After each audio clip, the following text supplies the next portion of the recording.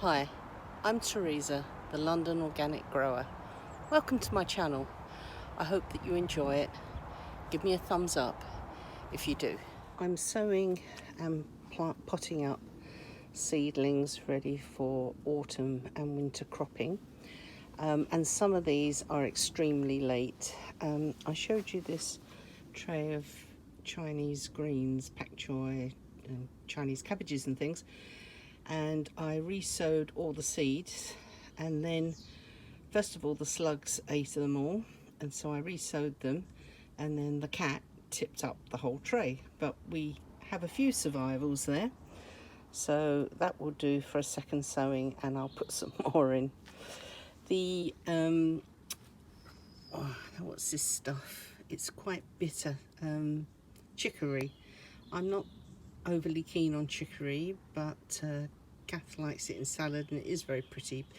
Not all of them have germinated, so some of the seed must be old, but there's about a dozen or so there, and that will do us fine because we don't really like chicory too much. But I understand that it's quite nice cooked, so I will attempt maybe to sow a few of the pointy green ones. And you know, life isn't always as you'd like it to be, so I'm very late with some of these vegetables in terms of growing them on. They should be up and in and everything else, except for these. These are the spring cabbages, or some of them anyway. They were very neglected. I sowed these seeds some time ago and they sat in the seed tray for ages. And like all things, life sometimes gets in the way and you don't get round to them. But I thought I'd give them a chance. I'll pop them all up and I'll plant them. They may come late, but it's an experiment, so we'll have a little look and see. The other ones are some broccoli, some purple sprouting broccoli, which may be fine. We'll see. And then I have a load of lettuces and some fennel which has come up, and again someone tipped the tray over, so I've lost half the tray, but there's quite a few there, so that will be a first sowing, and I'll sow some more. And then we have a variety of broccoli, calabrese, some kales, these I think are red Russians, and some cavallonero and things. They probably won't get to full size, but they'll probably produce some leaves that we can either use in the winter or in the new year when there isn't much else around. Some more lettuces ready for planting up as a succession. And down here is some spinach growing and some onions at the back. And therefore it's autumn sowing onion from seed. I'm going to put in today some more fennel and some spring onions, some more Chinese greens. I've got turnips and radishes that I've sown directly on the allotment, which I will show you. But yep, there's still plenty of time to put autumn seeds in, and I'll let you know what else I put in. It hardly feels like we've had summer, and we're now planning and planting for the autumn crop and the hungry gap in the new year. I popped in these Brussels sprouts, which were tiny little things, and I didn't think that they were going to survive. And it's made me think that maybe I should have rescued a few of the other brassicas that I planted that were looking very sad. But they've really done well. They've really picked up and become lovely healthy plants. So I'm going to put a frame up for them fairly shortly because they've reached the top of these nets now. But really pleased. The gap in between here, I've got some very small purple sprouting broccoli that I want to pop in here, and then I've got a row of cauliflowers again that were struggling because of the compost this year that I planted things in.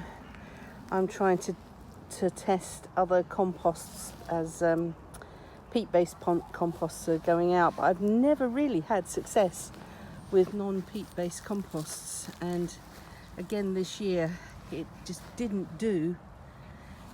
They were like this, very sad little tiny plants, but because the others did well, I've just popped them in and seeing if they'll come along and sort of beef up. But the Brussels have, not Brussels, these are a couple of cauliflowers. So I've done a short row of cauliflowers and they have perked up. So there's hope yet. The nets on here, these metal nets, just keep the pigeons off, because if we didn't have anything here they would be absolutely demolished. Over on this side I planted some autumn carrots which were struggling to come up, but I've just noticed here they are. So there is kind of a little kind of row coming up, so at some point I'm going to have to go down this little patch and just weed the seeds. As soon as there's any rain and a little bit of sunshine, everything pops up. And this is an example that no dig doesn't mean no weeds. The spring onions and the beetroots are doing really well. And in here is a row of turnips, and I've also just snuck in a small row of pak choi, both green and the red ones, and they're surviving so far. They often get hit by flea beetle, but these seem to be okay. And these are the spring onions and the beetroot that I planted around the tomatoes when I originally put them in, and again you can see they're doing well. We're cropping from them now, so it means that when we took our tomatoes out from the blight, not all was lost. On the other side of the plot I put in some radishes and some rocket, and also at the very end some coriander. This is all getting ready for the autumn, and I sowed directly some spinach, which are coming up but erratically. So I popped some spinach seeds into some trays at home, and when they're ready I shall put them down and fill some of the gaps that are coming out. But it does also need a bit of a weed, just to separate, like here, to take this out, as it will compete with the poor spinach coming up. Radishes are doing well, but we're not the only people liking them. This must be slug damage, so I shall see, and I'll sow some more radishes as well. We don't eat a huge amount, but they are very nice roasted. This is one of the last sowings of dwarf beans, which are coming along really nicely, and they're due a pick. You can see they're beautiful at the moment, and we've been preserving and canning a lot of them, ready for autumn. I don't know if you can see that. Hang on a second. Sorry. There. Ready for eating in the autumn and winter. And these very sad cabbages, again, very sad little things, but they're winter cabbages, and I'm hoping that some of them will survive to give us something later on in the year. And the lesson is I've got to find a different sort of compost to start my seeds in. The sweet corn and the pumpkins are going ballistic, and I also need to weed the leeks that are coming up in this row. Some are individuals and some are small clumps. Again, I started them off in some compost and they really didn't grow, so they're very late. But we'll get something, we'll get a crop, and that'll keep us through the winter, so I'm not really too worried. Here's one of the butternut squashes that I hope will ripen this year. It's quite late. What else is going on? Amongst the sweet corn, you can see something in there as well. The chard is romping away, and I will pick a load of this today. And another crop of beans. Note to self, do not grow so many dwarf beans. After you eat them for a little while, you do get a bit tired. This bed I'll be prepping. It's got some more weeds on it now, even though I weeded it and cleared it the other day. But as I said, you turn your back for 5 seconds and up they pop.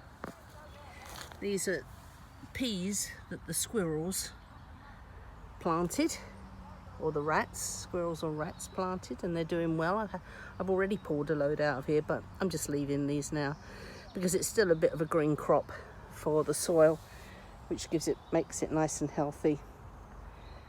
But this is getting ready for probably garlic, some lettuce and Chinese greens. I've got these hoops up it, so I should be looking to see if I can get some thick plastic to make a cover to give it some protection during the winter. I'm pleased to say that this lot of cucumbers are beginning to die back. I mean, they've done so fantastically well in terms of giving a crop. There's still 1 or 2 on here, so I'm not going to clear them out. I don't need this space, so we might get another 1 or 2 from this plant.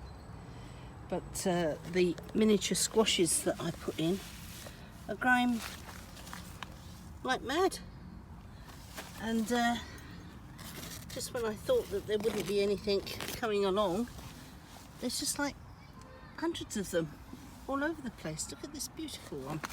Let me just show you. Look at that. Isn't that just so beautiful? I grew these not really for eating, more for decorating the house and stuff for Halloween. But they are so cute, and there's so many that we might eat 1 or 2. The brassica area, sorry, you can see my shadow, needs some attention, but we've got some lovely cabbages in there. We've been eating some red and white cabbages for coleslaw, so they've been coming along well. Here are our borlotti beans, and it looks, look at the colour of them. They're just so stunning.